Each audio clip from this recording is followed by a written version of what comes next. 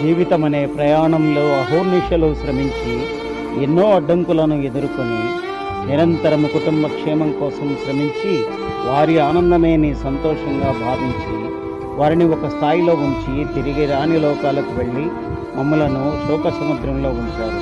మీరు లేని లోటు మాకు మిగిల్చారు. మమ్మల్ని వదిలి వెళ్ళిన మీరు ప్రభు చెంత ఉన్నారనే ఆశతో మీ కుటుంబ సభ్యులు. నాకు ఈ మధ్యన వస్తా ఉంటే నువ్వు హైదరాబాద్లోకి ఎలా అడుగు పెడతావు, నీకు హైదరాబాద్లో ఏం పని,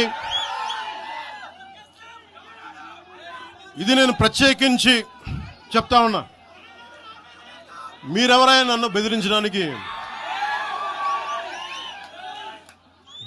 వాళ్ళ మీ అయ్యే జాగీరా తెలంగాణ.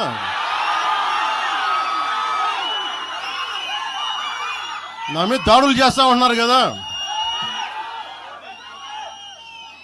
నాకు తెలంగాణలో బెదిరింపుల కంటే కూడా ఆంధ్రాలో బెదిరింపులు ఎక్కువ. నాకు తెలంగాణలో ఇంకా రానివ్వు అంటారు నన్ను, ఆంధ్రాలో అయితే తల తీసేయనంటారు కోనసీమలో కొంతమంది. నేను ఓడిపోయినప్పుడు 2019లో ఓడిపోయినప్పుడు మన తెలంగాణ నాయకులు ఒకరే చెప్పారు, అన్నా మా తెలంగాణలో ఉంటే నీకు పరిస్థితి రానిచ్చేవాళ్ళం కాదని చెప్పి. నాకు నిజంగా నేను ఇప్పుడు దాకా నిర్ణయించుకోలే. మీరు అంటున్నారు కాబట్టి చెప్తున్నా, తెలంగాణలో జనసేన ఉంటుంది, మేము పోటీ చేస్తాం. ఇప్పుడు దాకా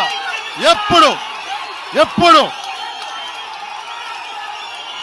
అవసరమైతే తెలంగాణలో తిరుగుతాం, నేనే తిరుగుతా,